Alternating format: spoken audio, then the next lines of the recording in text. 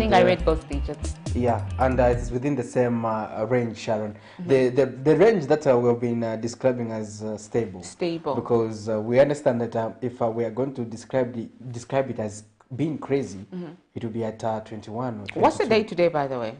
The day is, should be 30. And this month is ending on? Oof, that one I can't predict. Okay, so yeah, So in an event today is the last day. Yeah, exactly. So if today is the last day of June, ERB obviously will be making their usual announcement. Yeah, that's another interesting aspect, that we don't. In fact, we don't even look forward to this to the end of the month. Especially at the moment. Especially those with big cars. Yes, you know, it may just be increased by about a 4 kwacha, and next month reduced by 2 ngwe. So yeah, it's to increase in order to reduce. Yes, we're stuck on that. But we've been talking about the issue of stability and really the monthly review of fuel pump prices is not conducive and not good for the country, for a country like Zambia that is grappling with the high inflation rate. Inflation is still high, much as it is actually on a downward trajectory. It is even yet to actually trickle to the benefits of every citizen. And talking about that, that reminds me, I saw Zimbabwe with a triple-digit inflation rate, and that's quite 113. That's quite alarming. That's quite alarming. And when the central bank of that country was actually making some policy rate measures, they were actually even indicating that they will be using multiple currencies and that the situation is not likely to change anytime. Zimbabwe is prone to that. I think they've been using a dollar for quite a very long. The United States dollar is not. Their Zimbabwean dollar was just beyond, like where you would go and buy bread. I think there was with a bag, you know, just to buy bread. That's how much the currency had lost value, and they decided to start using the United States dollars to ensure that probably there's stability in how their currency was. But I'm not sure if that has worked to their best. For some time, yeah, but they are back to. And again, Zimbabwe is also a country, Sharon, that had a very stiff lockdown measure. Where could that be the situation? And you can imagine a country is already things struggling. are just bad anyway, because I think I follow quite a number of stories from there. Even the doctors were protesting as well. Not our doctors protesting that they are not being employed. Ours are better. But you know, there they've employed you, like you're tied, you know. You're tied to public service, but what they are paying you is like $100. Like $100 a doctor, like 7-8 years at university, then somebody comes and pays you that much, and then you expect to make sure that the health standards of the country are at par. You know, Zimbabwe was one of the countries that was doing really okay, but during that time, you and I know, obviously, and the viewers out there, things became worse, and they're getting worse by the day, but we surely hope that they will get to a single-digit inflation and it will be responsive to the needs of the people in Zimbabwe. However, we continue to track down the story of fuel back home here in Zambia. If I thought today is the last day, then we expect that that announcement. If it's tomorrow, then yes, tomorrow we'll be expecting that announcement. So we just want to remind you to fill up your tanks. Yes, between today and tomorrow. Between today and tomorrow, fill up your tanks. Change is on the way. Change is on the way. It may be in favor or against you. So we just hope for the best.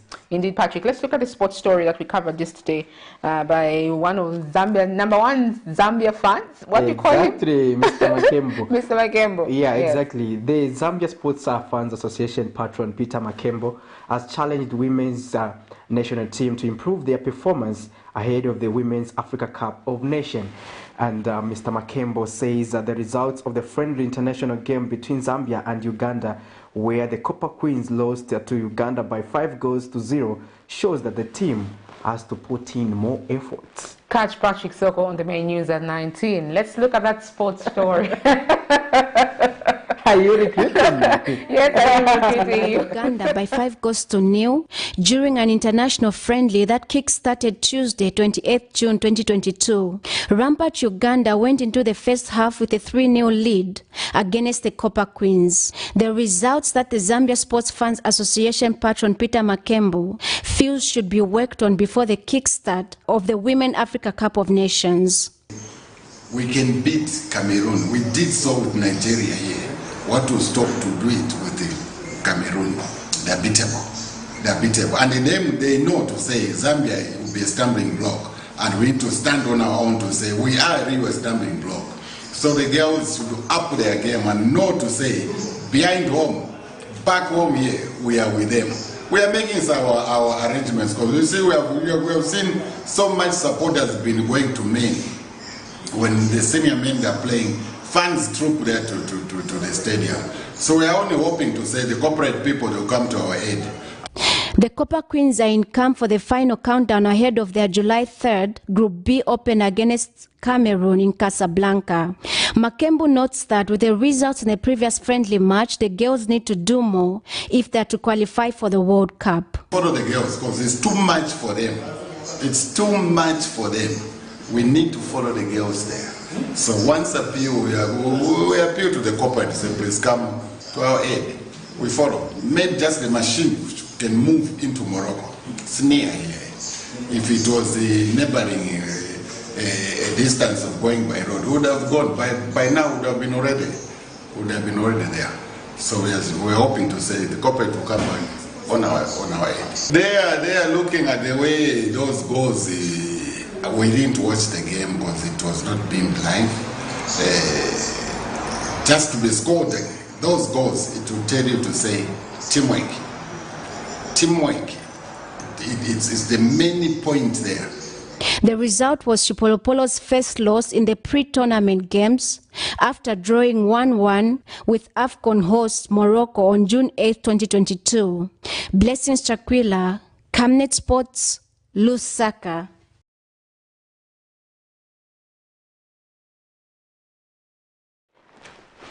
There you have it. Quite an interesting story. They are coming from Blessings Chakwila. Indeed. Sports with her breathing. Indeed, with her breathing. Really, we'll get you, Blessings. We'll get your new style of reporting, but much appreciated, and you at least tried to bring this story to life. Are you appreciating it? Yes, I'm trying to do that. I'm trying. You know, it's not easy for me to say something is okay. You know. But yeah, she tried at least on this one. She brought in, you know, a number of issues. Yes, it was one-on-one interview, but at least it was brought to life. She's been reporting more on the male side of football. Yes. But when she went for the female, it's kudos for me. You know me, when it comes to issues related to gender, it's always a plus. Should I also assume that it's because of the gender agenda that you are even giving a sport a soft comment? Not exactly. What comment did you expect anyway from me? It's fine. But looking at the game, Sharon, 5-0 is quite a huge margin. Those are cricket scores you talk about. For cricket, netball, you know, volleyball, not football. I mean, but if you look at it, it shows that the team that is participating in the Africa Cup tournament, it needs to do more because 5 was just too much and we did not score. So that shows that we need to sharpen our skills, especially up front, because at the end of the day, football is about scoring. If you're not scoring, it means you are not. No matter how much you play, you said no, but I mean the one who scores really. But what good is playing well if you'll be eliminated? You know? Exactly. Because at the end of the day, what we want is to come with that trophy here.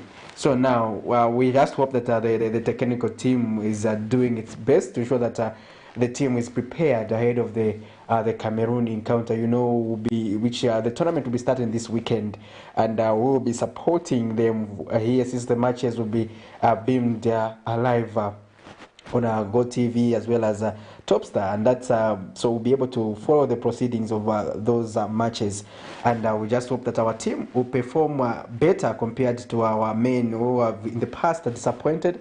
Apart from the recent victory which they secured against Comoros, we just hope that the women will continue to shine, because of late they've been shining while we've been lamenting over the men's national team. We've been celebrating on the other side because the team also managed to qualify for the Olympics, and what a number of interesting results from the female teams. Even under Kosafa, they've been performing brilliantly, and we just hope that they will continue on the same trajectory. Indeed, Patrick. Before we zoom in, our guest, the first guest on the set, Mr. Cornwell HAKAPYA, to talk about issues to do with environment, let's just look at this story for the president yesterday, where United States of American Agency for International Development Administrator Samantha Power says they will provide over 30 million United States dollars as part of the continued support to Zambia in a quest to strengthen bilateral relations between the two countries.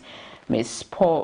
Power says 30 million US dollars will be utilized to create an environment that will enable a trade policy for local products to penetrate the international market. Let's look at this story as we zoom in. Our guest. $9 million to help us ameliorate the challenges arising or associated with increase in the fuel, increase in fertilizer prices. And the $30 million trade boost is extremely important. As a person from the private sector, I know that we can be good-hearted as much as God created us, as much as our parents raised us, gave us values, and we would like to help because of that.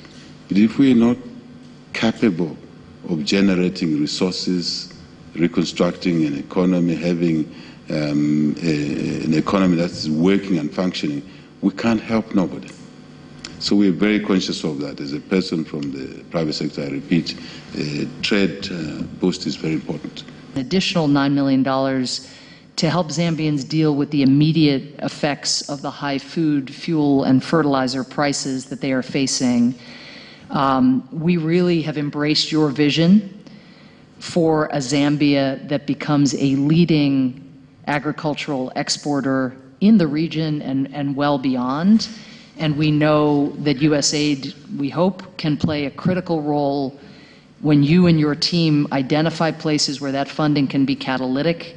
We want to help make that happen. The other thing we announced today is a new $30 million trade boost program.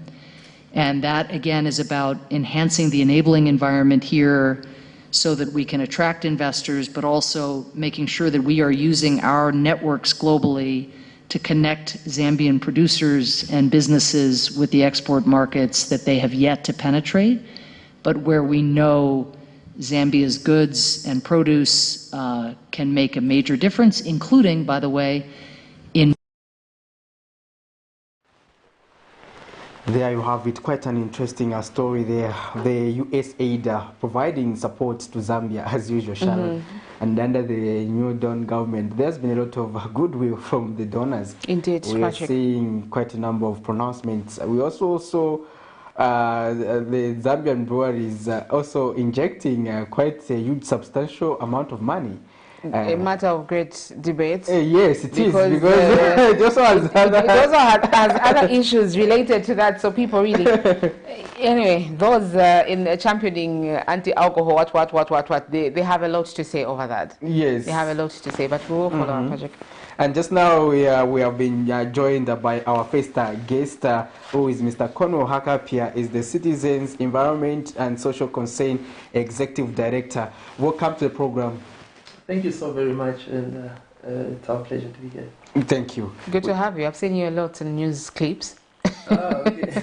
Seeing you in person really feels good.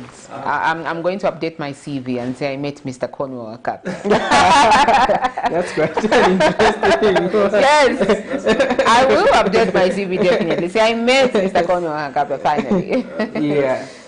So to just get our conversation going, we are talking about the issues pertaining to plastic pollution, because this has been quite an issue. And we just zoom in this story, Sharon, so that we set the base for our conversation regarding plastic pollution in the country, which is it has been there. Whichever administration you name, it has been there, and it's worsening. Exactly. Because the manufacturing industry as well in the country is also growing. So that tells you that the demand, the ability for the Lusaka City Council, when you're talking about Lusaka, has to be doubled in terms of responding to plastic pollution and among other authorities that are mandated with that responsibility. So we zoom in that story, then we'll be back on the other side with our conversation. Stay tuned.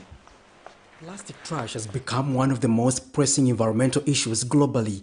This problem is mainly due to rapid increasing and uncontrolled production of disposable plastic products, which are overwhelming Zambia's ability to deal with them, especially after life.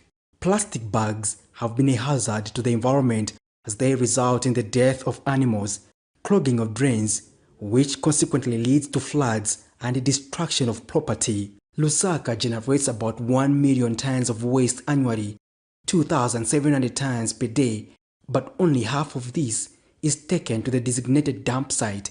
To respond to the plastic problem, the Zambia Environmental Management Agency, ZEMA, enacted the Extended Producer Responsibility EPR regulation. The Zambian breweries has laid a foundation for post-consumer waste management through the Manja Pamozi recycling initiative. Taking the simple step to say there is a problem, let's address it. But further to that, we know that on our own, we cannot solve this problem. Zambia is too big for just one small company. Waste pickers have been playing a major role in plastic management, but they say the prices are exploitative. Memoli Mwanza is an aggregator under the Manja Pamozi project in Lusaka's garden compound with a success story, but the concern is the same. So you have a manga challenge in terms of my prices. And they've invented my facing can be Muntazabua and a clear PT. You go one quarter. Then a clear PT maybe I've won a shirt in Vambili then vowing a 1 kg. But from pass 1 quarter, one full like Wamubela. So you want quarter in per kg. So you on the challenge and Timangala na. Because baka bostengela weka PT. Vamatigula mu 1 quarter 20 ngwe. So you have a mangala challenge about 20 ngwe. Center for Zero Waste and Development in Africa, Chief Executive Officer Billy Lombe, laments the need to organize the circular economy. There's what we call the issue of the creating green jobs and also the green economy. And so these are critical issues and new opportunities that they can invest in, and also looking at alternative packaging, rather than plastic. Citizens' Environmental and Social Concern, CESCO Executive Director CORNWELL HAKAPYA, calls for a robust Extended Producer Responsibility EPR regulation. We are on record as an organization. They said this is not going to work because this partial ban of plastic will be very difficult for instance, for institutions like ZEMA to see to it that people are not producing plastic that are below 30 microns in the first place. And true to it has failed to work. The Zambia Environmental Management Agency, ZEMA, Public Relations Manager Friday Piri acknowledges that the Extended Producer Responsibility Law has not worked as expected, but there's room for improvement. From our end, we think we've done, it's a 50-50 kind of affair. We know that we've not done very well, but we've also not done very badly. So I think we are somewhere at 50%. And we promise, we assure the members of the public that more will be done this year so that we move to the next tier of implementation of this Extended Producer Responsibility Act. We spoke to Zambia's Minister of Green Economy and Environment, Collins Nzovu, to understand government's stance on plastic waste. Experts are sitting to legalize this resolution, so every country will be required to reduce plastic pollution, because this is an agreement internationally. We subscribe to that because that crisis is here in Zambia, as you can see all around us. We need to go in that direction because that's the best direction to go. We really need to promote a circular economy here. Well, failing to put in place the right measures on plastic management under the concept of 3 R's, reduce, reuse, and recycle, means preparing to fail to achieve Sustainable Development Goal number 13, which demands action on climate change. Patrick Soko, Camnet News in Lusaka. Well, there you have it. That's a story that Mr. HAKAPYA featured in as a champion for the environment and issues to do with plastic. We'll pick it up from there, Mr. HAKAPYA. That story was done about 2, 3, 4 months ago. Have we seen any improvement? Absolutely not. we continue having this plastic pollution problem growing in our country, and unfortunately, if we are on the same trajectory where we are and moving at this very rate, it will just continue to go worse and worse, because as the population grows, even the manufacturing industry grows, and this through our culture that we've inherited will continue growing and bloating our waste management and actually polluting our environment. In that story, you talked about producer extended responsibility. Mm-hmm. How would you want government to approach this? Because obviously, if at all people that are producing these plastics or these products are not guided by the law as to what they're supposed to do, how do you expect them to respond to your call? What is government's duty in this? Basically, even when you just hear the word itself, extended producer responsibility, it's self-explanatory. It's extending the producer's responsibility just from not just to end at producing and just distributing, but also the end life of their product together with their product packaging, right?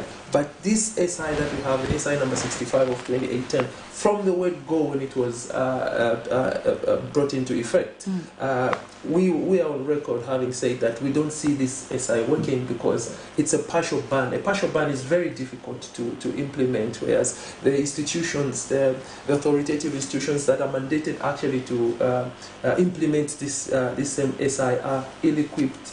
The manpower is not that very much. Their presence is not countrywide. They have limited presence in the country, and also the issue of just following up each and every producer and distributor of these plastics, where you put that famous 30 microns and stuff like that. What we actually need is a total ban on single-use plastic bags, and also cap these other single-use plastic for extended producer with the producers themselves, so that we can see to it that our environment is protected actually. Just on the 30 microns, it's been, I think, about 5-6 years since that was introduced. 2018. 2018, eh? Have we seen any improvement? Absolutely not. That's why even now in these big stores, okay, when you go there, even now this morning when you go there, go where they have bin liners, okay? Those in the SI, they are called flatbacks, okay? Yes. You find some written 22 microns, some 18 microns, some 20-something microns, okay? They are abrogating the law with impunity. And when you're buying, for instance, when you're buying fruits in these shops, okay, there's that row. Yes. That thin row that you that is less than 15 microns, okay? It's there. But who is supposed to see to it that they are not doing that? Somebody is not doing their job. That is why we need a total ban of single-use plastic bags in the country, not this partial ban, because it's not going to work, and it will not work. Everywhere you go, there's that famous plastic they call canine. Yes, yes, everywhere. Like that is maybe 10 microns. It's there. Who's manufacturing that? Okay, where for instance, in town along Freedom, where Zambia Bureau of Standards is, it's a couple of shops from them. They are plastic shops. They are selling those things in there, and we are watching them with impunity. They are doing that. We need an SI that will stand the test of time, an SI that is going to compel these manufacturers not to manufacture those things in our country, and also cap these other single-use plastic like PET bottles. We need to have a buyback. Not this free for all that we're having. Each and everyone just wake up and start manufacturing drinks and package them and just discard them in our environment, and we're putting pressure on the council. Basically, we're telling our council, they are turning our councils into their errand boys to be picking up trash every day. You cannot begin to imagine how much the Lusaka City Council is spending on waste management. In CBD alone, they pick maybe about 5-6 times every day. For each to be clean, of which they don't manage, and it keeps on piling. And companies who are doing that, they are doing it with impunity. We know who the biggest plastic polluter is in our country. And they do it with impunity. They have zero extended producer responsibility program amongst themselves. Zero, not even one day. And every day they keep on producing products, new drinks, new biscuits, and all sorts of things, and package them in mostly unrecyclable plastic packaging. And they throw it in our environment, and we are watching them. I know you've mentioned about the SI that needs to stand the test of time. Before that, what do you think is supposed to be done to correct the situation? Because while these laws probably take time to be put up, something needs to be done to cut this chain from growing. That SI in the first place is supposed to be, I don't know if it's amended, or you can't amend an SI, or supposed to be removed, and we're supposed to institute a new SI. That is, number one, going to compel, that's going to ban single-use plastic bags and plastic carrier bags, not these 30 microns. Total banning. Our friends have done it in Tanzania, in Kenya, and Rwanda. Kigali is the cleanest city in Africa. It's cleaner than most European cities. Okay, because of measures that they have taken. We need to totally ban single-use plastic bags in our country, and see to it that these other plastic packaging, we actually put up a polluter pays principle, so that these manufacturers can take full responsibility of their products. Are you able, Mr. HAKAPYA, to explain how you would want the buyback mechanism to operate in Zambia? How would that work? I'll give you an example. You know that maybe 750 mils of water. Yes. Okay? When you buy that, hypothetically, if you buy it maybe at 10 kwacha, 85+% of the price for that is a plastic. The water is accounting for less than 15%. Okay, so basically what you're buying a plastic bottle. Do you want a plastic bottle, or you want the water that is in there? It's a company, yes, exactly. It's a company's responsibility that is bringing a product to you to package it. So it is their responsibility. You are not supposed to be buying the plastic that you use for 10 minutes and discard after taking the water. It's their responsibility to bring that product to you. So there must be a buyback in that. You are not you are not supposed to be buying a plastic for what? You want to buy the water that is in the plastic. So there must be a buyback. That's why, even in the clip, it was showing that they are buying 1 kwacha. That is per kg, especially, for instance, for PET. Do you know how many of those bottles make 1 kg? It's a big sack. Okay. So now, if we have a buyback a policy on these products, you're not going to see any of this plastic around. But it's difficult for them to do that, because we've given them a leeway, and there is no legislation that is tying them to that policy. Interesting. And let's talk about, I remember that you also had ignited a conversation together with other partners working towards combating plastic pollution in Zambia. You had come up with an application to even identify who is the major polluter in Zambia by you scanning the environment and everything. How is that project? It's a continuous project, okay? And we continue to scan the market and also dump sites countrywide. In a month or two, we are going to release what we have actually found in the past 6 months. We know who the biggest plastic polluter in the country is, and we're going to, and definitely we know that everybody knows, and even government knows who the biggest plastic polluter in the country, and unfortunately they have no extended producer responsibility, they have no CSI programs to see to it that they even help our local authorities to clean up the mess that they're actually producing in our country. Also, let's also talk about the issue of mindset transformation, Mr. HAKAPYA, where people like Sharon there, she thinks if she's done drinking water, she can throw it by the window. She say, "Oh, whoever picks it, that's none of my business. But how can we also change that narrative to have a citizenry that is responsible towards complementing the government in addressing plastic pollution? Just to add on, how dangerous are these plastics to the environment?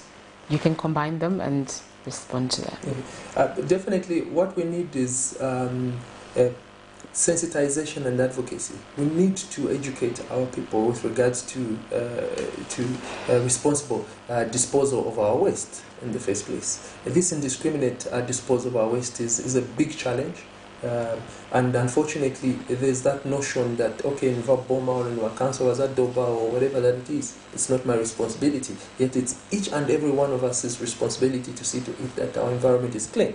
And when you see somebody doing that, probably in a bus or wherever it is, discarding things irresponsibly, as citizens, we have the responsibility to reprimand people. Say, you can't do that. And as a man, they will say probably there's no bin or anything like that. If you can't find a bin, don't finish drinking it until you go and find where you're going to discard that thing. We need to sensitize our people, and how are we going to do it? As civil society organizations, with the little resources that we have been doing that. And government also and local authorities need to be helped. That's where these corporate entities that are producing these products that have this plastic packaging need to come in and help. When they are making these thousands of adverts that they throw around TV stations and radios, they must put components in there to help dispose responsible disposal of their product packaging. They need to also help to sensitize the general public that as you finish drinking this water or this drink or whatever it is, throw it in a bin or help recycling. How dangerous is plastic to the environment? People may not understand this, or may undermine it to say, no, it's just plastic. Yeah, it's just one of those things. Plastic, actually, we ourselves, we do not really like demonize plastic like it's evil, it's bad. It's a very good product, very dynamic product. But the problem is, it is a product that is made to last forever, but with a short use lifespan. Okay, you use it for 5-10 minutes and you discard it, but it is meant to last for thousands and thousands of years. Okay, and plastic itself, there's this notion of biodegradable and stuff like that. Most of it does not biodegrade. What happens is it breaks in smaller particles, those microplastics. That is where the problem is, and this same plastic has gone in our food chain. It's on our plates. This the fish we eat, things that we eat has got plastic particles, and it's unknown the effect that it has to human beings. But to animals, we have seen the effects in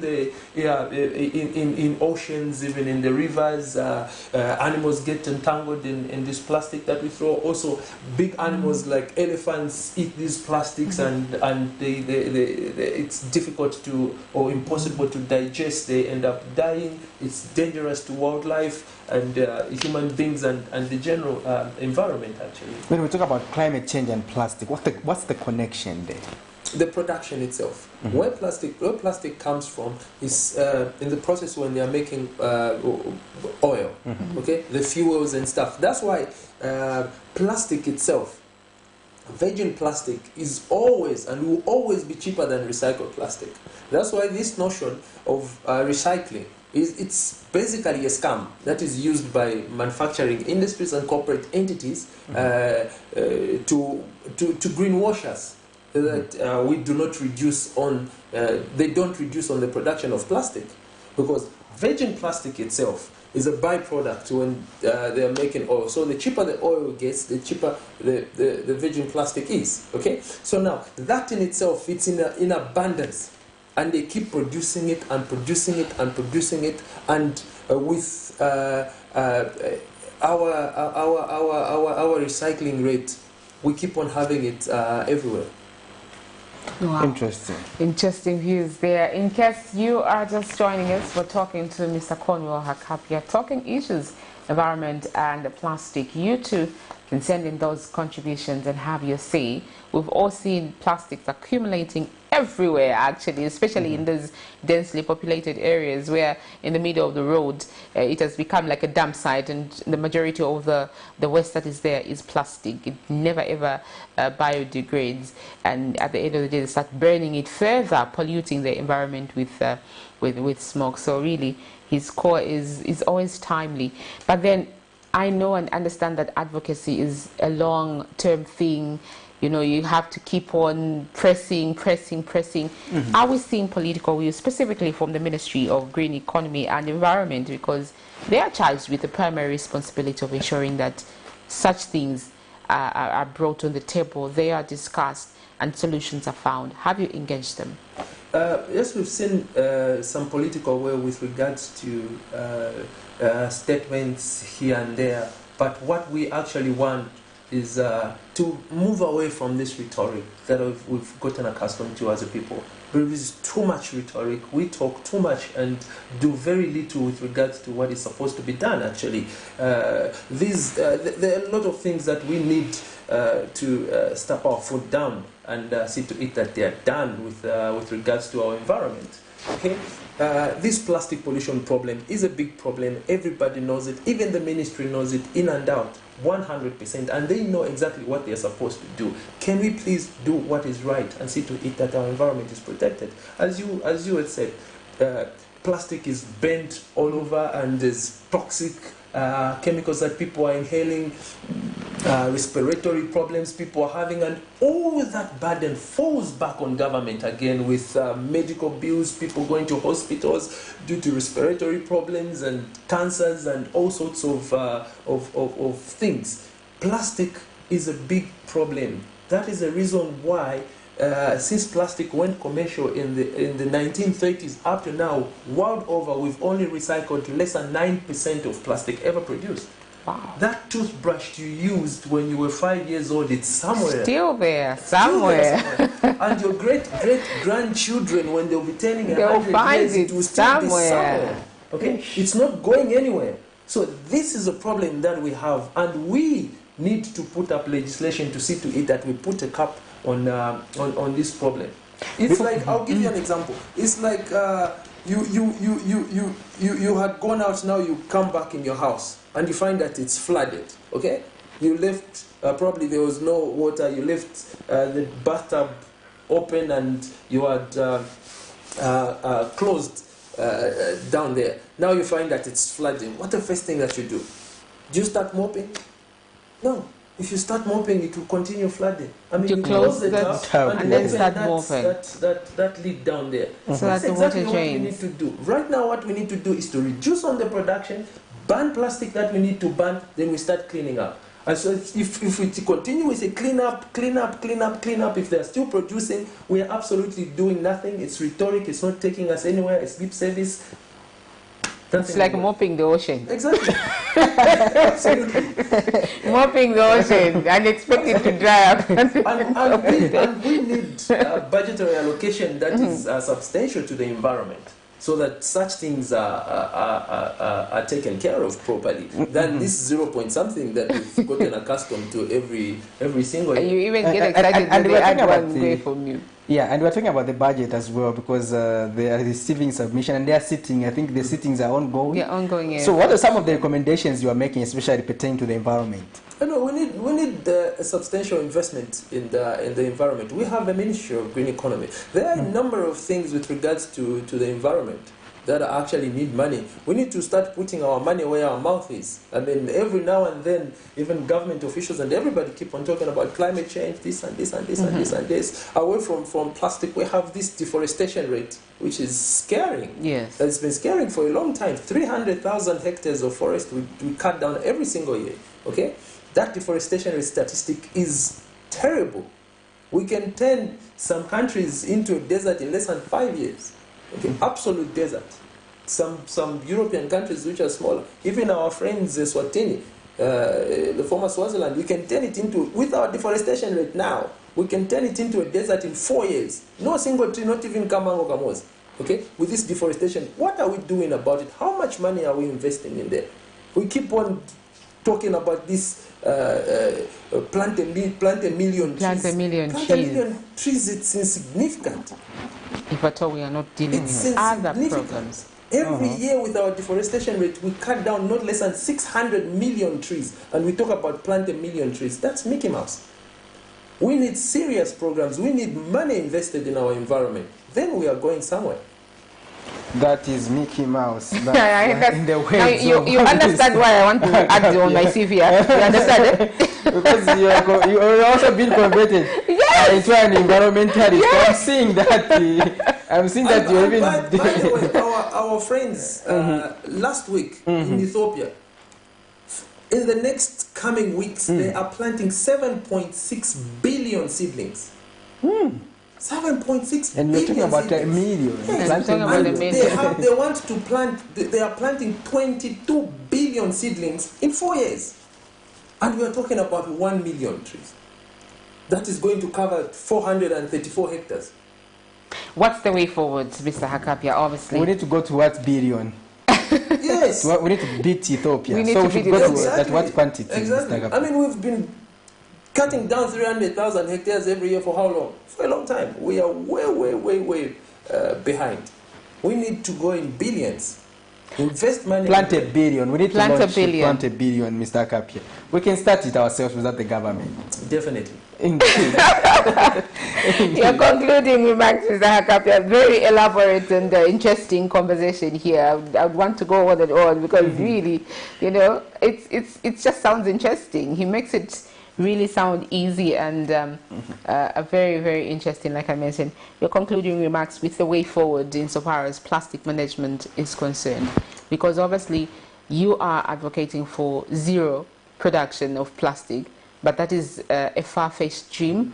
Looking at how you've talked about the response from government, other stakeholders, companies and stuff, what is the way forward?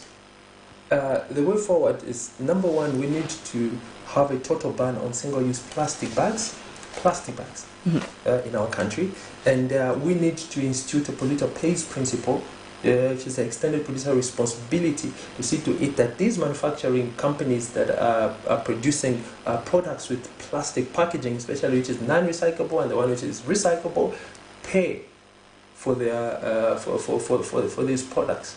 So that, and we need to see to it that we also promote reusable plastic products, not this single-use plastic that products we've gotten accustomed to. When we reduce our production of single-use plastic and produce more reusable plastics, then we'll be standing a better chance of killing plastic pollution in our country. We need an investment of serious resources in our environment. That is very key and very important, because if we don't do that, we'll keep on lip servicing, and lip servicing whilst our environment is being degraded, people are getting sick, our drainages are getting clogged, and everything is a mess. It's not even, we are not even proud of our city, Lusaka, because it's filthy, especially Freedom Way, Lumumba Road, and stuff, and parts of Cairo Road also. Every year we keep unclogging the drains. Of plastic pollution, and it's become a traditional ceremony. Every year when it rains, the drainages clog, there's floods and all sorts of things, which is not good. We can up our game. We are human beings. We can't fail to think outside plastic. 20 years ago, when you go to the market, when they send you to go and buy tomato or kapenta or whatever, it was wrapped in paper. But today we think it's impossible to go down that direction. Each and every each and every single citizen of this country needs to also take responsibility. Get a reusable bag. When you go to the shop, don't get that plastic. Just put your grocery in the reusable bag. Okay? Get a reusable drinking bottle. Take that 1 minute through the dispenser, put water in there, than buying these disposable water bottles that are like that bottle you have? Exactly. Can we see it? Reusable bottle. By the way, it's plastic. But it's reusable. It's not a single use. I've had this for a year, and I'll have it for some time. So what would happen is that when you buy water at a store, You just pour your water No, here no, and no. leave there for them. Then they pay you for that bottle. That would, I think that would work. yes. Don't you think so? That would work. But basically, They pay you. even companies, even TV stations like Camnet, they need to be a dispenser somewhere and have a zero single-use plastic policy around. I think Entities. We have it. Here we do have it. Just implement a zero single-use plastic policy. No plastic bottles in here. Those with that notion of, tuma water, like they are rich and stuff. They want to carry their water bottles at home. That needs to change. That needs to change. It's worrying where you see even environmental campaigners have a meeting and the tables are flooded with water, with water bottles. It's worrisome. We need a mindset change as a people. Then we are going somewhere collectively. And this notion of just council will clean up, government will do that. Let's put our hands and heads together and see to it that our environment is protected and clean. It all belongs to us. Thank you, Mr. HAKAPYA. Patrick? Well, I think we can just thank Mr. HAKAPYA for gracing our screens, as you say, Sharon. Yes. And I just hope that we'll continue interacting on this conversation pertaining to plastic pollution and other environmental issues. Mr. HAKAPYA, I would like to thank you for finding time to be with us in the studio. Thank you so very much, and the pleasure is all ours. Thank you. We wish you good luck with plastics. Thank you. Well, just now we'll take a short breather. When we return, we'll continue with the breakfast show.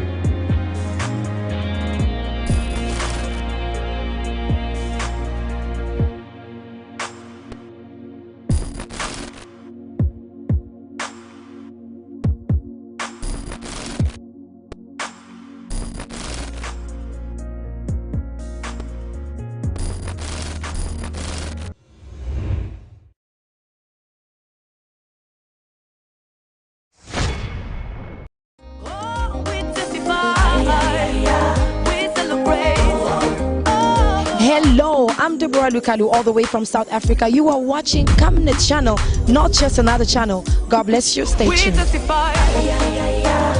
celebrate for all you've done. Lord, we give you all the praise. Oh, we testify.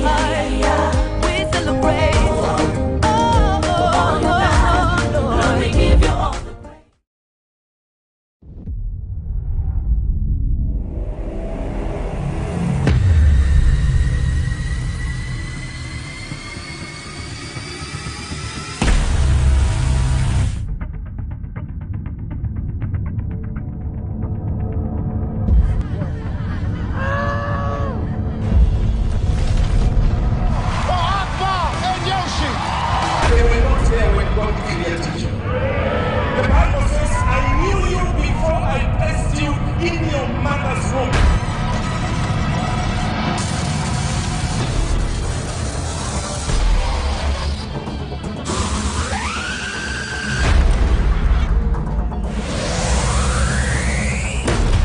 And bananas. Working, waiting, this what you've been praying for.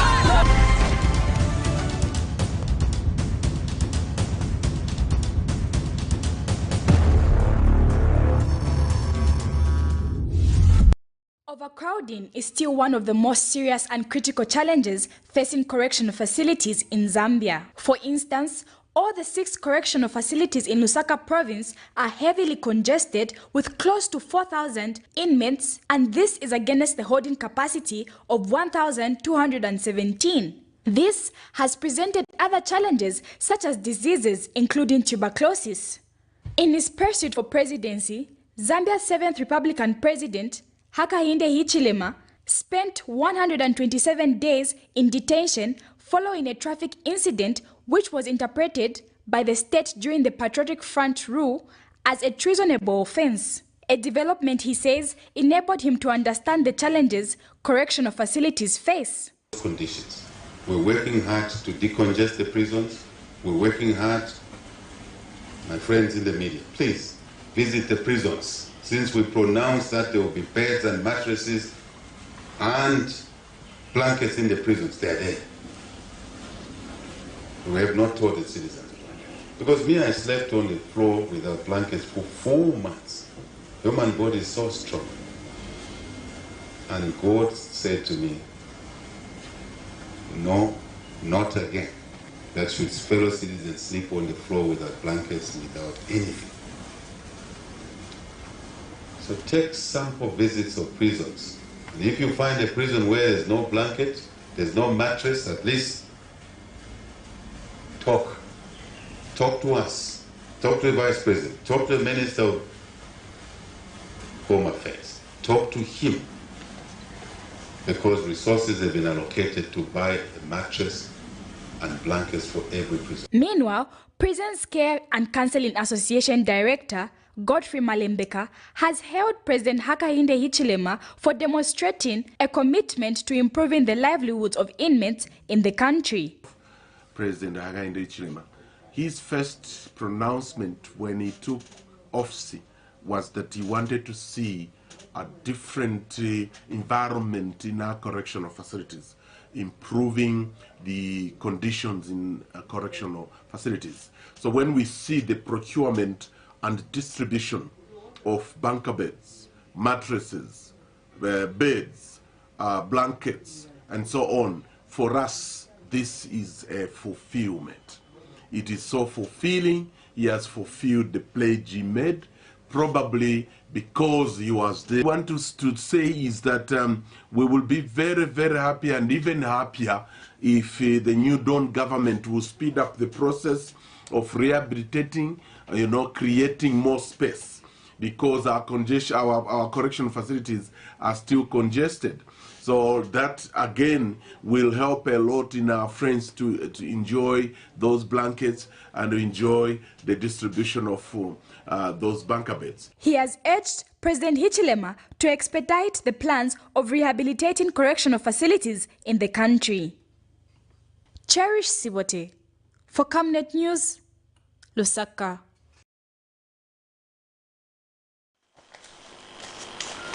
Well, there you have it. Quite interesting stories there. The story that was done by Cherish Sibote on the prisons there. The president has been categorical over various issues pertaining to the prisons, and he said that they have delivered mattresses to ensure that people are sleeping comfortably, as well as the blankets. Especially this is June, Sharon. Cold season. I think it's really cold. Actually, it's even been drizzling in Lusaka. Yes. I don't know the other parts of the country, but according to the Met Department, we'll have very, very cold weather for at least 5-7 days, and yeah, we've been experiencing that. And we've been doing a good job in terms of disrupting the comfort of our guests to just appear on the breakfast at the time when they want to continue sleeping. Keeping themselves warm. We had Mr. HAKAPYA there, and just now we have been joined by the Gears Initiative Executive Director, Mr. McDONALD CHIPENZI.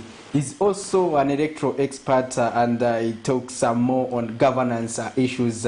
Mr. CHIPENZI, welcome to the program. Good morning, Patrick, and good morning, Sharon. I hope it is correctly pronounced.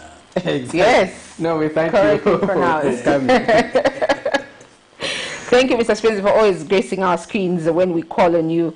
We are talking about the rule of law this morning, and a lot of things have been talked about, and a lot of issues have been noticed, which you have commented, not on this platform, of course, but in one of the blogs and maybe online, on other platforms as well, regarding this. So we thought, okay, Mr. CHIPENZI is probably the best person to talk about this. Yes, to get started, first of all, we have had incidents, Mr. CHIPENZI, we want to bring to your attention where some members of parliament, in their quest to engage their electorates or the people in their constituencies, they have been blocked by the police. We also cite the example of Boman Rusambo in Kabushi, and these are things, Mr. CHIPENZI, you spoke against in the previous administration.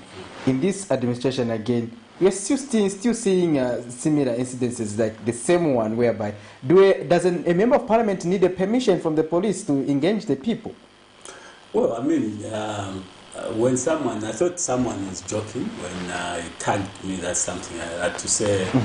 The member of parliament that has been stopped from visiting their constituencies. I thought it was a joke because I didn't expect that to happen in the New Dawn. More especially that political parties, they have been all over this country, canvassing for support here and there. Now, to hear of a member of parliament being stopped, it was a surprise, and I don't know what reasons were given, and for stopping him. I don't think that is the best that the police could have done.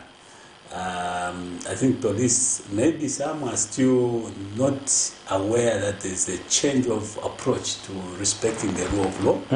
And also, there's a change of approach in terms of respecting people's freedoms and rights.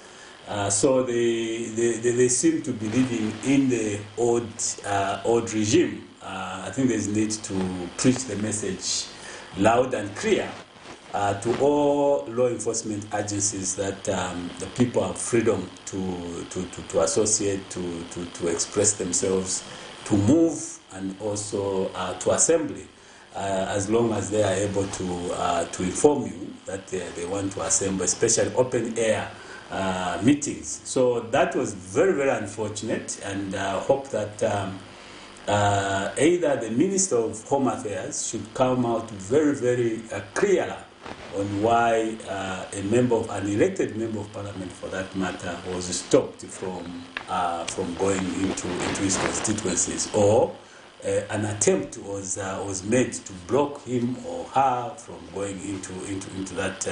If not, if the minister is quiet, then we expect that the members of parliament should raise this as a point of order in the House, so that the minister is compelled to give a statement why we still have such kind of incidences happening in our country. Interesting. Also, now we want to draw you to an interesting aspect which the president made earlier this week, where he made a comment pertaining to the need for law enforcement wings not to arrest people without investigations and evidence, as well as taking them to court without solid evidence to ensure that people are maybe convicted. Because one of the things that he mentioned was like, people are calling me a motivational speaker because I've talked about corruption, but no convictions have been settled. Do you think that was the best way to do it, or how best can it be done? Well, of course, the president has mentioned this several times. I think from the time he was inaugurated, he has been preaching about issues of investigation before arrest. And the issue of convictions, for me, I don't think that is something that people should be worried about, because this is a process. Unless we want to do summary trials, where you are arrested today, tomorrow you have to be tried, and the same tomorrow you have to be convicted. That is not the way a democracy has to work. Okay, you have to follow the due process of the law, and you have to follow the due time of that process. So you can't expect convictions in 10 months of certain cases. Corruption is very complicated, and also we haven't made any major reforms in our courts. The courts remains congested.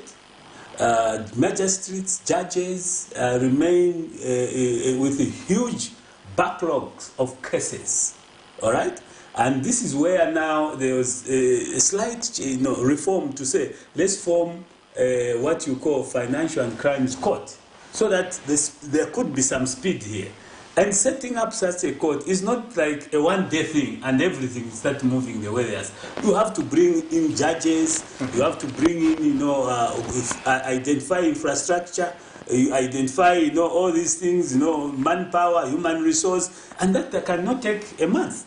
You need 2-3 months, and then you start now the trial. There's issues of presenting the evidence. There's the issue of all these things, trial itself, and then there's the issue of writing judgment. Surely, I think 10 months is just too little, or a shorter period for anyone to expect a conviction on corruption. Okay? On these other cases where, the challenge with human beings is that even if today I found Sharon,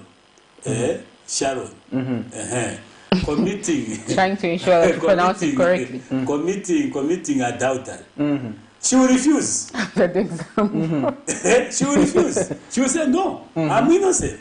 But I found her there. Okay? Even if she found me doing that, red-handed, I will still say, no. You will refuse. I'm innocent. We go to court for her to provide evidence that indeed she found me. Then when I'm found guilty, that's when I start now mitigation. No, I'm the first offender, but why did you take my time when you knew that you were wrong? So that is the challenge that we have. So for someone to say, I'm not guilty, it means that now you have to bring all the evidence against that person. And that is not a one-day issue. So for me, the issue of conviction, let's give it a bit of time. The issue of investigation must be prioritized. You have to prioritize it, because look at the way we can talk about Mundupiri here. She has been in remand prison. Justice delayed. Okay? For close now to 3 months or somewhere. That is not good. If investigation has been done, why is she being kept there? If the issue is because of her lawyers, then her lawyers, the judiciary should be very clear when this person appears and says, look, you are delaying justice. The lawyers, you are not coming. If it's prosecutors, it's the same. So that the nation should know who is trying to delay justice against this human being. Okay? Because what we do to others must be reflecting in our mind that it can be done to us. So you can't just put someone in the oven and you go and leave the oven on. The suffering that person is going to go through until you come back to switch off the oven is too much. It's already found guilty before a competent court.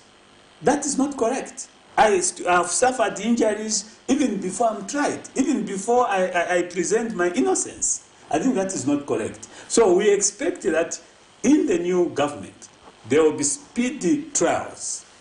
There will be, a delivery of justice on time, so that we don't punish people. That issue where we still have people who were arrested for gassing, still in the cells to date, in the remand prisons to date, and they have never appeared in court, must come to an end. That is not rule of law. We also talk, the president also mentioned, Mr. Chipenzi, that there is a class of people in Zambia that thought that they are superhumans. He was mentioning the legal fraternity to say they used to think they are above the law. And that judges have also entered, for instance, a mode of adjournment, even magistrates, where they would just adjourn cases with impunity without considering as the suspect. But what we are also seeing is that there's a lot too much congestion, like you already alluded to. But systematically, what sort of reforms as a country do we need? Because even us as the media, Mr. Chipenzi, some of the high-profile cases, we cannot even cover them in camera. But in other countries, such cases are covered in camera, so that people can even see how the trial is proceeding. True. Yeah, to me, I think, one, we need to reform the Contempt Act laws of the courts. I think those are inimical to democracy. They are inimical to accountability, and they are inimical to transparency. A judiciary is not a shrine. A judiciary is supposed to be an open, space for people to see whether, even to judge the competence of the judges, so that the judges can be accountable to the people. This issue of doing everything in camera, even where there is no necessity to be in camera, I think is not good. Imagine trying adultery is in the open space. Trying corruption is in camera. Which is more evil? Which is more evil? Corruption. Yes. Mm-hmm. So we have to give the journalist that space. Even going to court, just to get a picture in court, is a crime. Mm-hmm. You have to get on a piece of paper. Now, if you have ear problem like Sharon, what do you do? What do you do? The story is gone. The story will be distorted. And then you start now, summoning this person that you have misquoted the court. Apologize. Let us allow the courts. We are in the second millennium. And in the second millennium, where technology has improved, let us allow the media to cover this thing live. You don't need to go into court. You have COVID now. Mm-hmm. People can still watch a trial at home. Yes. They can still watch the trial at the farm. Why should for you to watch a trial, an interesting trial for that matter, until you go in the chambers, and you find that those chambers, they are very small. Yes. Very, very small. So, well packed, and then they will be, even you remember when we were following the presidential petition, mm-hmm. You have to be given cards, some kind of identity to go in there. And if you don't have, even if you have the interest, you just remain outside. So we don't want that kind of thing. I think Chief Justice Mumba Malina should make those reforms quickly to allow individuals and to allow the judiciary to be accountable. Secondly, we want to see also reforms in the delivery of services by judges and magistrates. I don't think that these people have got some kind of a target, mm-hmm. where you can tell these judges to say, in a month, we expect 5 judgments, for example, mm-hmm. or 10 judgments, for example, yes. So that we see people working very hard. Sometimes these delays that you are seeing there is a kind of work that our judges, our magistrates expose themselves to. So you find that they don't have a target. In a year, maybe someone has only delivered 1 judgment. And yet you have 23,000 people in prison. Mm-hmm. And most of them are remindees who have not appeared in court because the judge is sick. The judge has gone to the copper belt. The judge is outside the country, will come after next week. The whole year, 1 judgment. Sometimes the whole year, no judgment. But they are still called judges. I think that should change.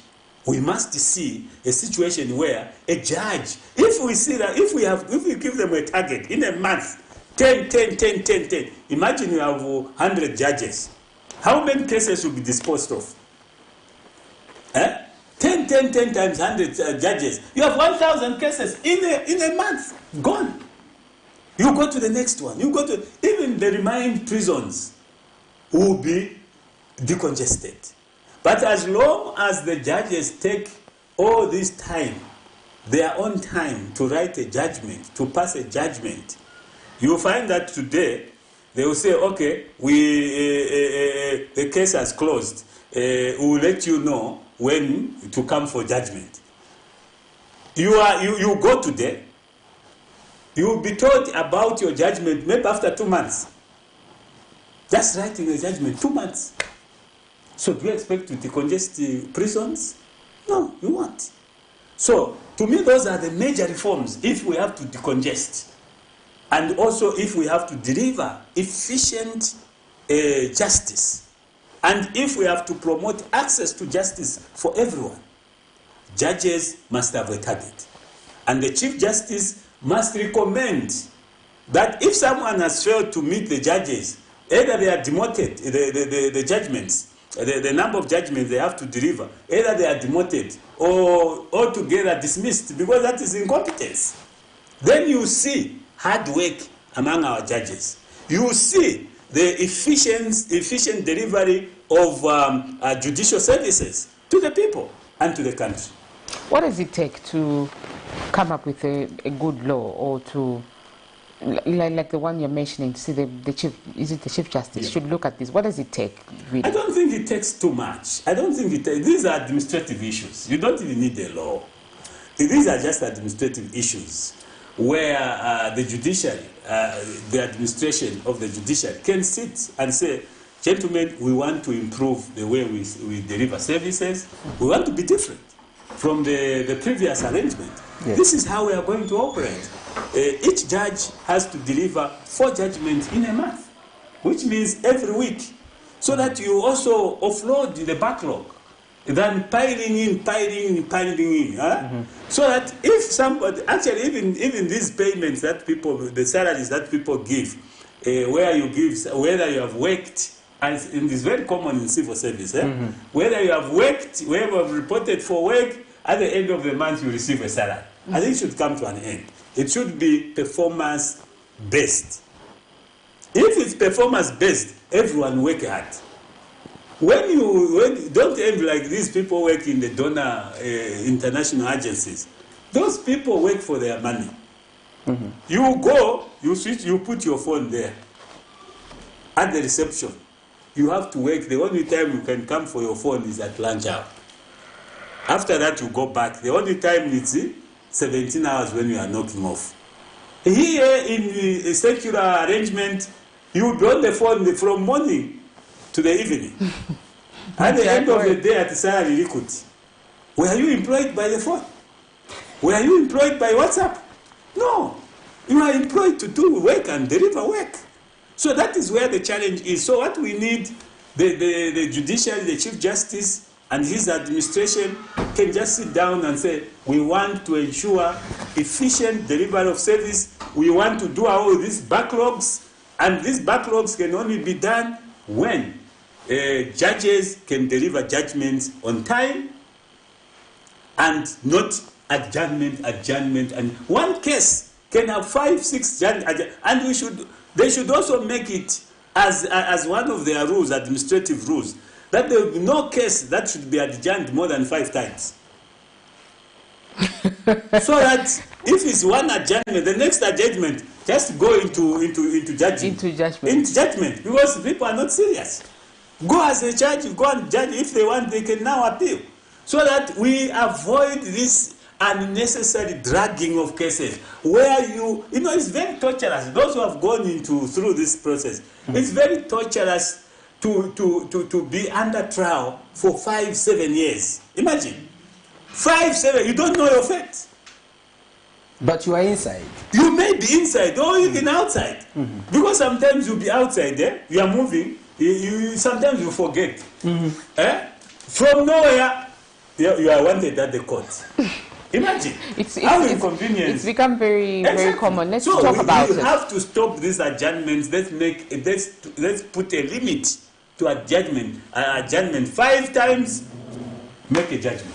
Mr. CHIPENZI, let's also talk about, when we talk about funding to the judiciary, we don't know why the Legal Aid Board is still underrepresented in terms of staffing to effectively represent underprivileged citizens, because we understand that sometimes poor citizens lose cases because probably on account of lack of representation. So, but how can we ensure that the Legal Aid Board is well funded to ensure that it discharges its function accordingly to represent vulnerable citizens as well? Well, to me, that's where I expect those who have money to donate to such institutions than to the police. Okay? We expect those with money donate to such institutions because they are serving the community. Not to build a police post. Not to build a police post. Not so that to raise rovers. Or cells so that the poor can go in the cells. No. That is not helping the poor. That is actually torturing the poor. Because you know when the police are also mobile, inversely, they will now be moving on in the communities just to wabangombe, and they will be in the cells, like we have said here, for many years. Okay, yet the legal aid is suffering. Now imagine if someone says, I want to help government, I want to open legal aid offices in all the districts, and I'll pay all the legal people there to stand for the poor people in those communities. Don't you think that would be a real service to the people? That would be a real service to the people. And I don't think someone will condemn that. Will not condemn that. Yeah, so, because when these law enforcement agencies are taking these people, some of them, they have stolen a chicken. Some of them, they have just been accused of having stolen a chicken. But because they don't know how to argue their case properly, they go in just for a chicken. Okay? The other thing that we need to do is also to reduce some of these sanctions to community service sentencing. Okay? For example, someone can be cleaning, can be removing garbage from the markets because they have been convicted of a small offense, like stealing a chicken, than putting them in the prison, because those are the ones that are bringing about what do you call them, congestion. Okay, so community service is even this garbage we are seeing around town here could be wiped out by going into community sentencing of people. The other issue is that if we have to avoid this legal representation, let every Zambian at least have the basic understanding of the law. Legal education is very important. Yeah. Okay? You can stand on your... So there are some cases that you don't need a lawyer. On your own, you can defend yourself. Because when they're asking you legal questions, you'll be able to respond them in a legal manner. So that is what all you need. You need legal education. What is Zambia suffering from? The biggest syndrome in Zambia right now, where law is concerned, is the ignorance. A lot of people don't understand their own laws. And because of that, they think moral is equal to law. No, there's things that are morally correct, but legally wrong. And there are things that are legally correct, but morally wrong. But what we use, according to the Constitution, it is the law. Either the customary practice, what a traditional practice, if it's inconsistent with the Constitution, then it is now and void. So the law becomes supremacy to moral practices that we may have. So that is where we need to educate our members of the community so that they are able, one, when the people understand the law, they will avoid being in confrontation with the law. So there will be few cases that you will need to arrest. Actually, police officers will be sleeping because there will be no one they will be arresting. The cells will be turned into offices, so there will be no one to donate an office for the police. But as long as there's too much ignorance among our people in terms of law, I can assure you, even the office of the IG will be turned into a prison. All right, you're watching. Just to remind the viewers, you are watching the Camnet Breakfast, and in conversation we have Mr. McDONALD, CHIPENZI, our all-weather friendly, and we are discussing the rule of law under the UPND administration. And so far, a lot of pronouncements have been made. We're not sure whether they will be followed through because the president has been talking. He has been talking, really. Yes, He's on record on a number of things, but not much has been seen with regards to progress or acting upon those issues. You wanted to say something before I Yes, I was trying to explain the point Mr. CHIPENZI was saying that we follow the law regardless of the situation. It reminds me of a masquerade, commonly known as Chinyao. They would beat up people as per tradition. You get it? But when you take it to the police, it is be assault or murder. The other one has been charged with murder. You know, those cases. But now, Mr. CHIPENZI, I want to draw you to something that your organization as well has been advocating for. And we have also seen the government acting on it, which is the issue of the Public Order Act. And we had the pronouncement of Cabinet approving the Public Order Act should be amended. But what sort of roadmap do you require as civil society organizations, especially? And what are the teething issues, Mr. Chipenzi? You have been on the case of the Public Order Act for years. Now. Yeah. As you can see, I'm now developing gray hair. Yes. When we started this issue, I was had good hair like Sharon's hair. Not patchy. Because she is treated. You know, he looked at you. He couldn't give you as an example. She is hairless. So no example. But you work on you had good hair, can't you, Mr. Chipenzi? I understand. Yeah, so we need a shorter roadmap.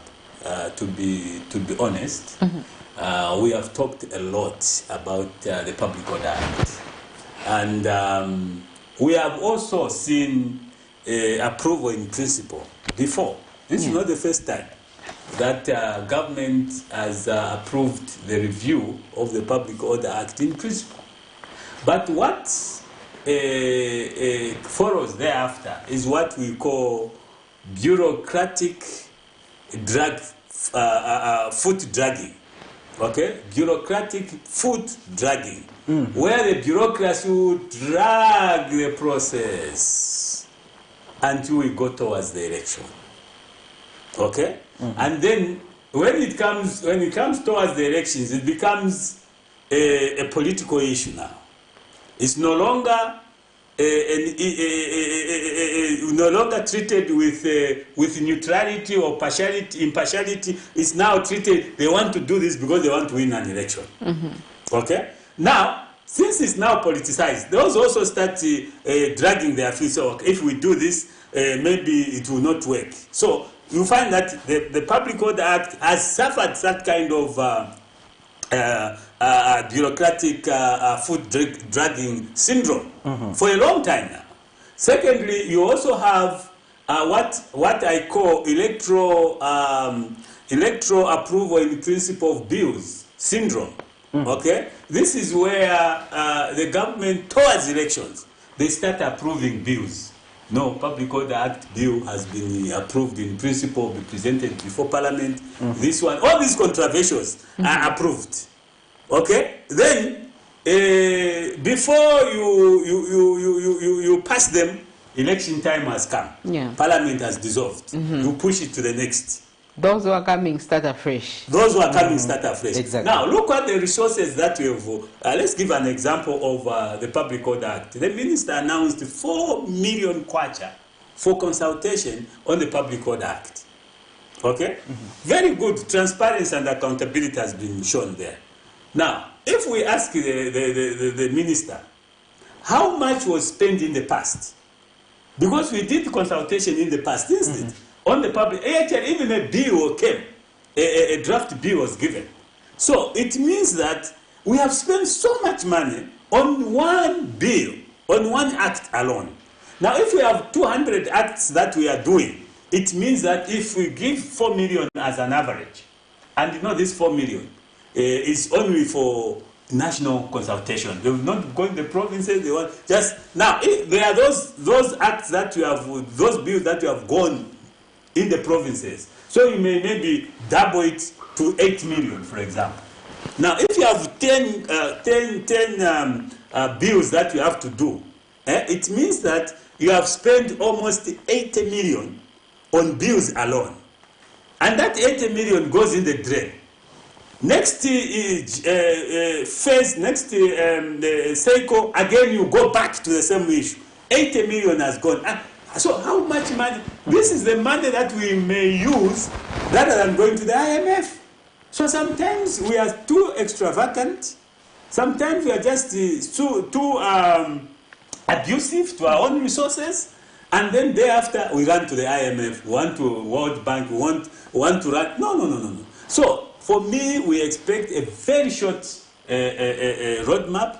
Let's review this. We have already done a lot of work, and sooner or later, we'll be submitting what we have and move on. we forget about it. Otherwise, the law should not go beyond this year. Let's have it this year, forget it. Next year is the implementation of it. Mr. CHIPENZI, 10 months of the UPND, do you think they are living up to their standards insofar as propelling the rule of law? Well, I think in terms of the rule of law, for me, I can give them maybe 8 out of 10. That's too much, isn't it? No, yeah, it's too much. They have scored in terms of rule of law, okay, in most respects. For example, you've seen bills now that you rarely see. Corruption in those days, you spend 3-4, a minimum of at least 8 days. Today, same day I've been arrested at his own bail or his own bond. Even police bonds that were a rare commodity are now like drinking water. You go, even when you are going to, you have seen even those who are being accused, they go there majestically and happy. They know that the bond is coming. They will not sleep in the cells. If they sleep is 1 day, 2 days, they come out. That was a rare issue before. It was a rare commodity before. You talk of freedom of expression. Again, you have people speaking. You have people meeting, political parties. You know, the other day I was laughing where DP factions, both of them, they were in Wapura. The other one this side, the other one this side. So I was saying, oh, this is a new dawn. It's a new dawn. Because in those ugly days, I don't think that any one of them would have come with whether using the same route, Tuta Road, or they would have used the Ruwingu Kasama Road coming to Lusaka. They would have fought there. Sponsored fighting. Okay? Because among the two, between the two rather, one of them could be maybe closer to the ruling party, the other one would be closer somewhere else. And the ruling party would have sponsored the fight so that they fight the other guy. But they were there and they came out peacefully like that. As we are talking now, today there is a by-election in Mkushi and in Mongo. I don't know whether you are aware. Yes, we are. Eh? Yes. And you know what I mean you are aware. You may be aware is today. But you are not aware whether this by-election is, what is there. Because there's no violence. If there was violence, you would have seen Camnet already this time. Yeah, exactly. Go and cover that, so that you get some good stories there about whatever. But now I don't think you have sent some good stories. Mr. CHIPENZI. I don't know whether I have sent anyone there because it's as peaceful as heaven itself. Because you are used to say, Mr. CHIPENZI, who is fighting there? Who is fighting there? And yes, give us a report. Give us a report. But today you are, I have even said, yesterday I was to remind myself, let me send a short statement. Those days, even 1 month before the elections, you would have been calling. Update. I knew what you meant. It was, is there violence? Is there vote buying? Is DMMU there? And so on. Those were the things that we are looking for. Today, you can't. No one. Even I tuned to this radio station, there's nothing about the by-elections. That is how governance, the rule of law has come. You have not heard so much about DMMU going into Mukushi to give food to Atero. There is a by-election that is coming here. Ruangwa here, Feira, chairperson who the election was nullified. It's near Lusaka. If it were those days, you'd have seen people going with truckloads of food. Ruangwa is affected by hunger most times. People that have been going there. You remember last time, was it when there was a by-election? Should be the same Ruangwa there, where someone even went to donate 25,000 kwacha to a church in Ruangwa. But today, it's quiet. Quiet. This is how we want Zambia. Even these people are saying, no, we don't need by-election. It's because that time by-election were a source of violence. And that's why people say, no, why should people be killed during by-election? With this silence that you are seeing, with this peace that you are, tranquility that you are seeing, do you expect people who mind 1 or 2 by-elections in a year? No, they won't. But Mr. CHIPENZI, we still seek your opinion because the president said, let's find a solution to end the the by-elections. So it was requesting you stakeholders that what mechanism can be employed in the electoral system? I've mentioned this once, more than once, to say that we don't need to do away with by-elections. What we need is to control unnecessary by-elections. So how do we? By-elections are a necessity in any electoral democracy, because the anchorage of electoral democracy is elections. You cannot expect a country that believes in electoral democracy to be quiet for 5 years and expect an election after 5 years. Even the US, okay, they have mid-elections. Those are by-elections. There's what they call mid-election, just to test how the general election will be. So if we have to do away with by-election, let's introduce mid-elections, which are even more expensive, because that is a countrywide phenomenon. Yeah. Okay. Now, for example, let me give you a good example. Towards the 2021 general election, COVID came in. Okay? For the first time, ECZ had to administer elections amidst COVID. How is ECZ going to appreciate the challenges of administering elections during COVID if they had to wait for 2021 general election? It would have been very difficult. But by-election facilitated some kind of lessons that if you do this, this is what's going to happen. By the time we are going into a general election, the ECZ was more confident on how to administer and conduct elections during COVID. We had no problems.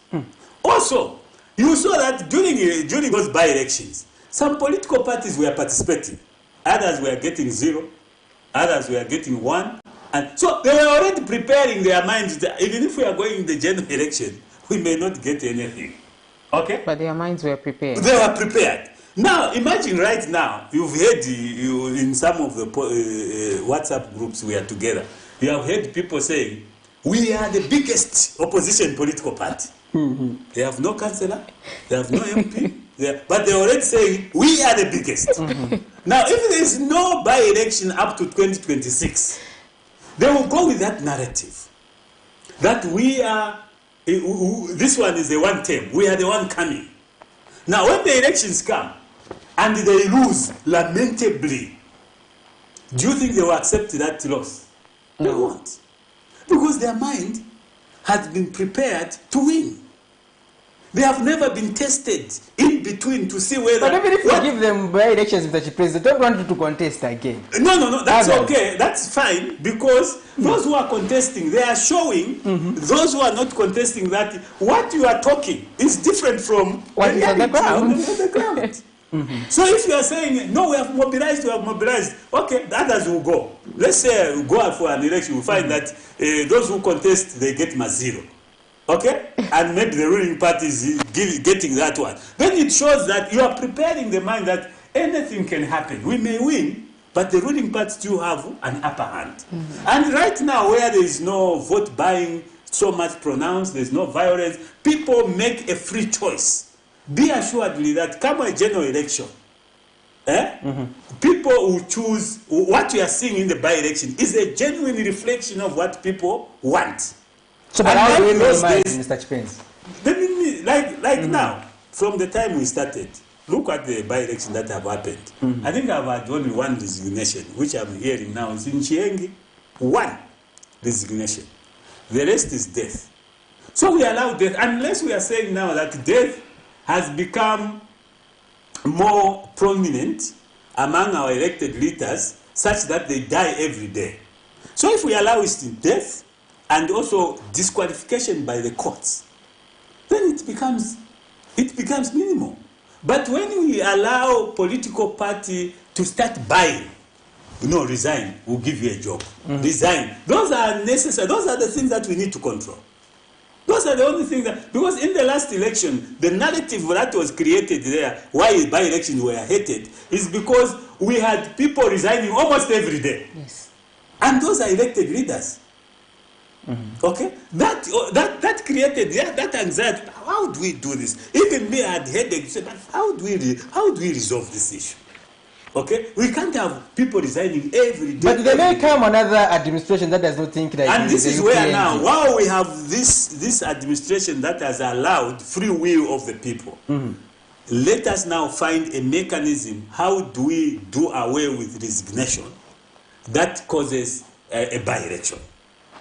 But we cannot say, let's do away completely with the by-election. I think that would be a misnomer, and that would be a disservice to electoral democracy. Secondly, is that we also be undermining the petitions.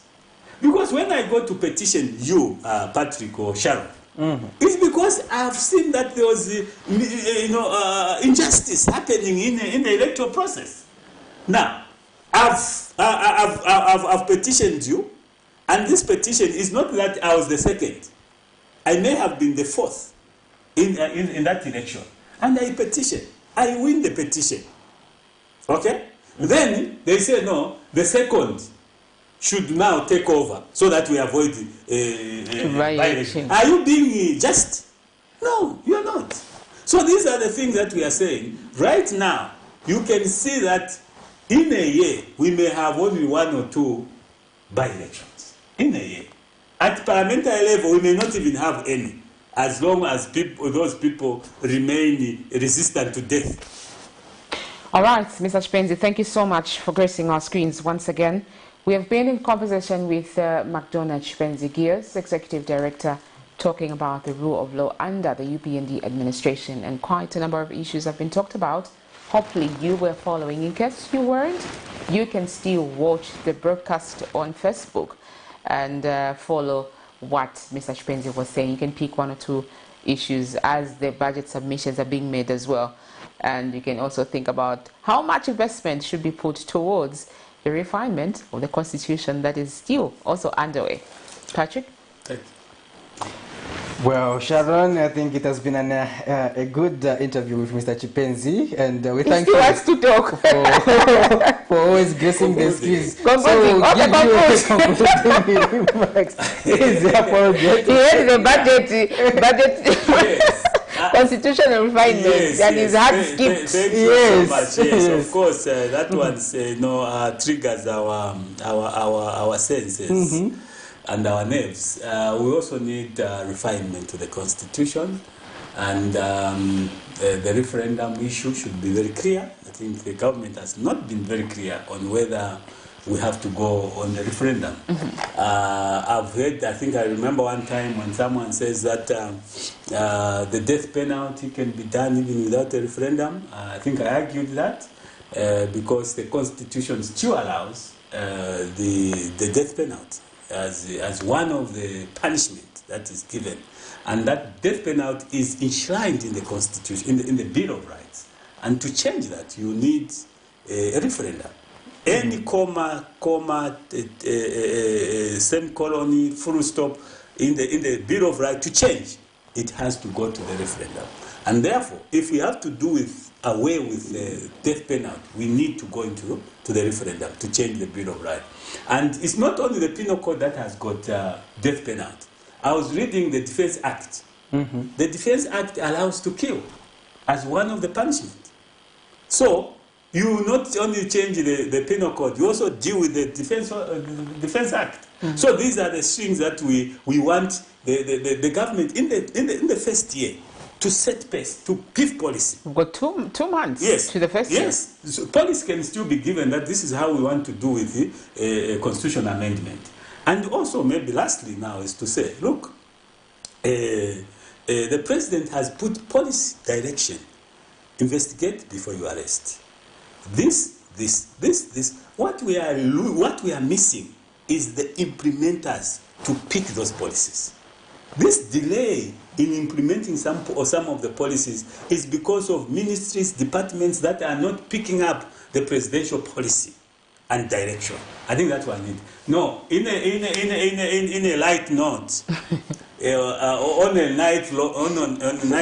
light note, Patrick and Sharon. Yes, it has been very cold. And no wonder Zanaco has many branches. Thank you. That's it. If this business, if one business is very successful, open another branch. Quite an interesting ending. Keep warm, please don't open other branches. Instead, just ensure that you keep warm. These branches are not necessary. It is during COVID time. Business is hard. Don't open more branches. These branches will put you in soup, hot soup. Anyways, that's where we wrap it up for today's edition of The Breakfast Show. Join us again tomorrow for the business for breakfast. Good morning. CHIPENZI.